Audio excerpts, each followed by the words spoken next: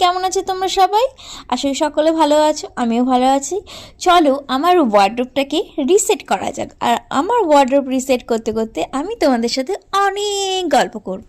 তো প্রথমে যে দুটো শাড়ি বের করলাম, এই শাড়ি দুটো আমি পরবো হচ্ছে কালী পুজোতে। দুর্গা পুজো চলে গেছে, কালী পুজোর আগে একটু যদি আলমারিটা না গুছিয়ে নিই না, কালী পুজোর সময় আমি কিচ্ছু ঠিকঠাকভাবে খুঁজে পাবো না। সেই কারণে গুছিয়ে নেওয়া।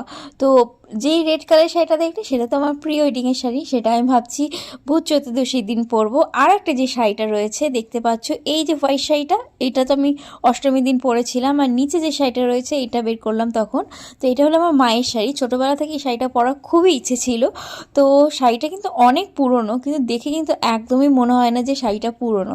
তো এইটাই আমি আজকে বলছি কি, এটা হচ্ছে আমি কালী পুজোর দিন পরবো। আর এটা হলো জিমিচু শাড়ি, এটা খুবই একটা ভাইরাল শাড়ি। এই শাড়িটা অনেকেই বছর পুজোতে কিনেছে, সেরকম আমিও তার ব্যতিক্রম না, আমিও এই শাড়িটা কিনেছি কারণ শাড়িটাই এত সুন্দর, না কিনে আর থাকতে পারিনি।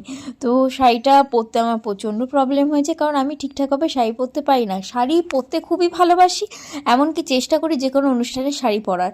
তো আস্তে আস্তে চেষ্টা করছি, আস্তে আস্তে হয়ে যাবে। তো দেখো, লিয়া কিন্তু চলে এসেছে মামামকে হেল্প করতে, কিন্তু ওকে তো ঘরে রাখলে চলবে না। ও যদি আমাকে হেল্প করতে আসে তাহলে পরে আমার এবছর আর গোছানো হবে না। তো দেখো, গোছানো কিন্তু হয়ে গেছে। কেমন গোছানো হয়েছে অবশ্যই কিন্তু কমেন্টে জানিও। তো এই পাশের ঘরে আমার আর একটা ওয়ার্ড্রোব রয়েছে, সেটাকেও গোছাতে হবে। নেক্সট টাইম সেটা তোমাদের সাথে শেয়ার করব।